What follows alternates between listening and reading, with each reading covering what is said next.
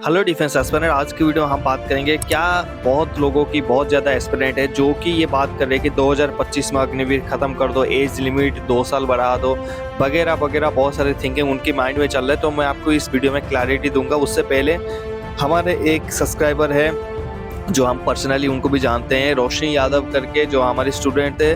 तो इनकी navy MR यानी मैट्रिक रिक्रूटमेंट इंडियन नेवी में इनकी सिलेक्शन पक्की हो चुकी है। कहाँ से है मुझे नहीं पता, बट मेरी तरफ से और हमारे चैनल की तरफ से ऑल द बेस्ट, कंग्रेचुलेशन। और आगे बढ़िए, आगे जाके आपकी बहुत सारे एंट्रीज और भी आएगा, आप उसको दीजिए, कोशिश करिए फौज में अफसर बनने के लिए। हमारी तरफ से ऑल द बेस्ट। चलिए टॉपिक पे वापस आते हैं। देखिए 2024 में, 26 में, 27 में, 28 में, 29 में जाके इलेक्शन है। अगर बीजेपी को यहाँ पर अग्निवीर स्कीम बंद करना था, अगर एक करते हैं, अभी हरियाणा में इलेक्शन हुआ ना, उसमें बहुत ज़्यादा मुद्दा था कांग्रेस की तरफ से। और कांग्रेस कहीं ना कहीं पॉजिटिव था। कांग्रेस ने ये भी सोचा था कि हमारा सीएम किसको बनाना है, सीएम के लिए उनकी लड़ाई चल रहा था, क्योंकि उनको लगा था जो अग्निवीर का मुद्दा है वो काफ़ी इम्पैक्ट किया था और एग्जैक्टली इम्पैक्ट किया था। अगर मोदी जी की गवर्नमेंट या फिर बीजेपी की गवर्नमेंट को लगता कि हम इसमें हार जाएंगे, और उनको लग भी रहा था बहुत सारी चीज़ें अग्निवीर में, उन्होंने भी कुछ आके बोला था कि हम हर एक अग्निवीर को परमानेंट जिसमें पेंशन होगा वो सारे नौकरी दिलवाएंगे, जो प्रॉमिस वो करके गए थे। ठीक है, तो कहीं ना कहीं ये मुद्दा उठा था। देखिए एक कॉमन सेंस लगाइए, अगर ये चीज़ें 2025 में परमानेंट होता, 2026 में होता, 27 में होता, 28 में भी होता, तो क्या वो इलेक्शन का मुद्दा नहीं बनाना था, उसके ऊपर नहीं बोलना था कि हम इसको 2024 में जो फर्स्ट बैच 2026 में निकलेंगे हम इनको सारे को परमानेंट कर देंगे। फिर भी अगर आप 50% या 25% बाहर करते हैं, हर एक को एक एक जॉब देके, पेंशन वाला जॉब देके, paramilitary forces, state police, state forest police, उसके बाद जो ग्रुप सी एंड डी की वैकेंसी है वो सारे देख के उनके हाथ में भेजेंगे। तो ऐसा बोलने से भी उनको बहुत ज़्यादा वोट भी आना था और बहुत ज़्यादा यूथ सपोर्ट भी करने थे बीजेपी को, लेकिन उन्होंने ऐसा कुछ नहीं किया। तो यहाँ पर माइंडसेट क्लियर है, जो रूलिंग गवर्नमेंट है BJP and Indian armed forces की, Agniveer scheme will be continue.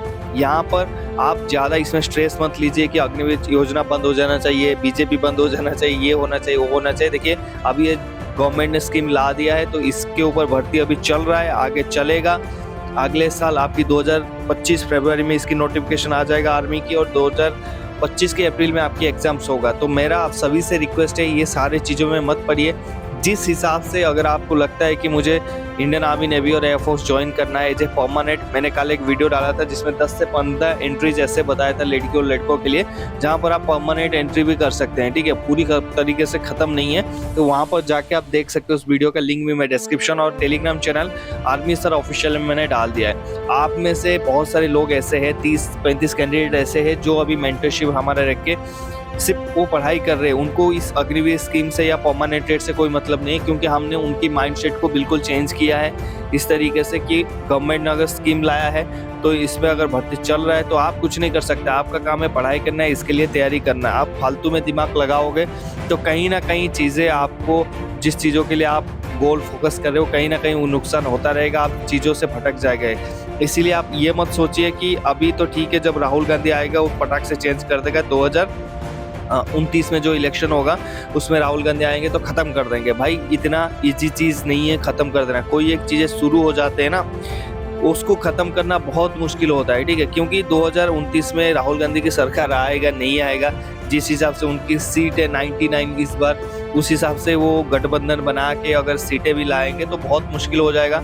और उसके हिसाब से अगर आ भी जाते हैं, उसको भी अग्निवीर को ख़त्म करना इतना मुश्किल हो जाएगा, क्योंकि जो 5 साल में जो 2026, 27, 28 और 29 में भी कुछ अग्निवीर निकल गए होंगे, उनको फिर वापस लाना पड़ेगा, क्योंकि उनमें से भी बोलेंगे कि हम चाहते थे कि परमानेंट सर्विस करें, लेकिन गवर्नमेंट ने हमारे को 50% के आसपास की थ्रो वापस कर दिया।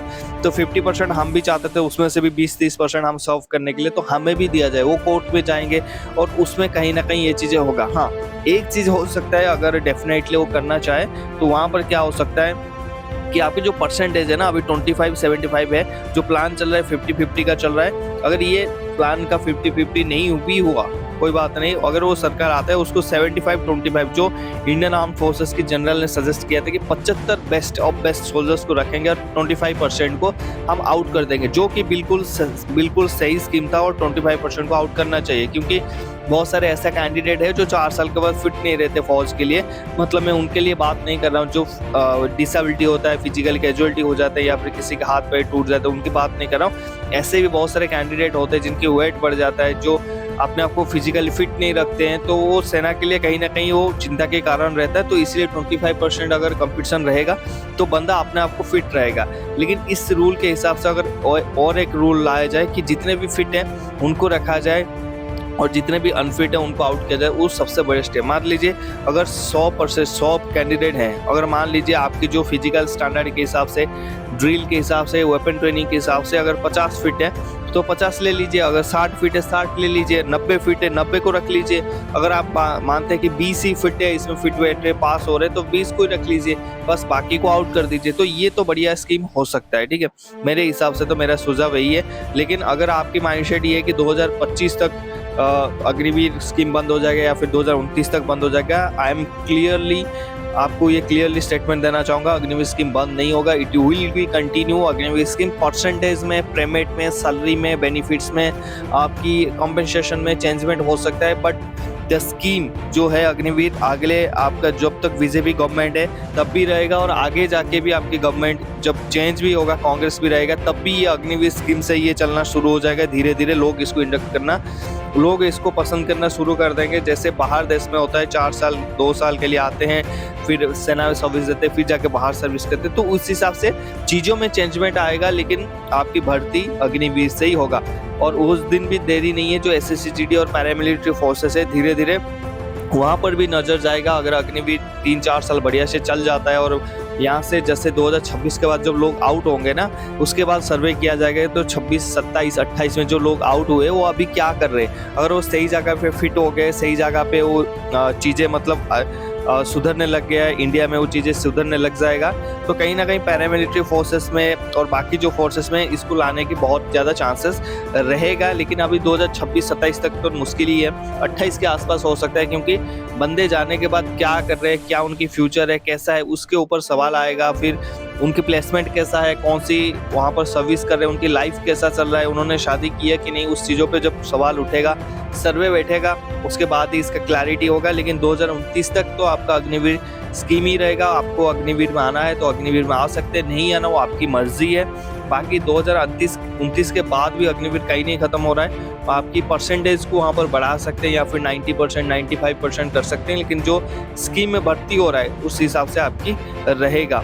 आपकी क्या राय है, मैं बिल्कुल कमेंट सेक्शन में जानना चाहूँगा। देखिए, उसमें गुस्से करने वाली बात नहीं है। जो मैं ये वीडियो क्यों बना रहा हूँ, आपको क्लैरिटी देने के लिए कि भाई आप सिर्फ कमेंट्स लिख के देने से या फिर मैं वीडियो बनाने से कोई भी स्कीम चेंज नहीं हो जाएगा। आपको भी पता है, ठीक है, स्टूडेंट ने इससे ज़्यादा आंदोलन किया था, क्या क्या नहीं किया, ट्रेन जला दी, घर जला दी, बसें जला दी, क्या क्या नहीं किया उन्होंने। जिस दिन tour of duty Agniveer scheme announce हुआ था, मैं भी टीवी देख रहा था, उस दिन लोगों का गुस्सा, यूथ की गुस्सा उस टाइम हमने भी देखा था। फिर भी उन्होंने वैकेंसी निकाला था और उनको पता था अगर हम वैकेंसी निकाल देंगे, एक बार बंदे यहाँ पर सेट हो गए, तैयारी करने लग जाएंगे, तो ये सारे चीज़ें बंद हो जाएगा। तो इसी चीज़ का फ़ायदा उठा के वहाँ पर जो स्कीम को अप्रूवल कर दिया गया। तो इस हिसाब से मेरा आप सभी से रिक्वेस्ट है, आप अगर सोचते हैं कि मुझे परमानेंट वाले एंट्री में जाना चाहिए, प्लीज़ वहाँ जाइए। अगर आपको लगता है कि अग्निवीर में मैं 4 साल के बाद बेकार हो जाऊँगा या फिर मेरा कोई कैरियर नहीं है, प्लीज़ आप SSC-GD की तरफ जा सकते हैं। बाकी पैरामिलिट्री फोर्सेस में भी वैकेंसी आ रहा है, उसमें भी जा सकते हैं। यहाँ बताइए, अगर आप इन दोनों में से कहीं भी नहीं, आपको आर्मी में ही जाना है या नेवी एयरफोर्स में जाना है, इस ट्रेड में जाना है, तो अगर वो अग्निवीर एंट्री हो चुका है तो प्लीज़ यहाँ पर अप्लाई करिए। ऐसा ना नेगेटिव थिंकिंग मत लेके आइए कि आपकी परमानेंट में सिलेक्शन नहीं होगा। मैंने जैसे बोला था, आगे जाके ये आपकी 50% रिटेंशन पक्का होगा, और उसके ऊपर ऐसे लोग भी होंगे जो 20 से 30%, आर्मी की बात कर रहा हूँ, नेवी एयरफोर्स की बात नहीं कर रहा हूँ, जो कि खुद यहाँ पर परमानेंटली मतलब क्या बोलते हैं उसको, अपने आप मर्जी से वॉलंटरी रिटायरमेंट देके जाने की कोशिश करेंगे। तो आपकी जो कंपटीशन होगा वो 70% से 50% का कंपटीशन होगा। मतलब 7 में से अगर 5 रखूंगा, 2 को आउट करूंगा, कहीं ना कहीं आपकी चांसेस वहां पर बढ़ जाते हैं। सो बी पॉजिटिव, तैयारी करिए। इसके लिए मेंटरशिप अगर आपको लेना है तो हमारे Telegram channel army sir official, वहाँ पर जाइए, हमें कमेंट्स करिए अबाउट मेंटरशिप। हम आपको बताएंगे कैसे कैसे एनरोल करना है। जिन्होंने पहले 1 साल पहले, 1.5 साल पहले ले चुके हैं या फिर आपने अभी हाल ही में लिया है, लेने की जरूरत नहीं, वन टाइम है, बस आप हमारे साथ पढ़ते रहेंगे। मिलते हैं नेक्स्ट टॉपिक में। जय हिंद, हैप्पी यूनिफॉर्म।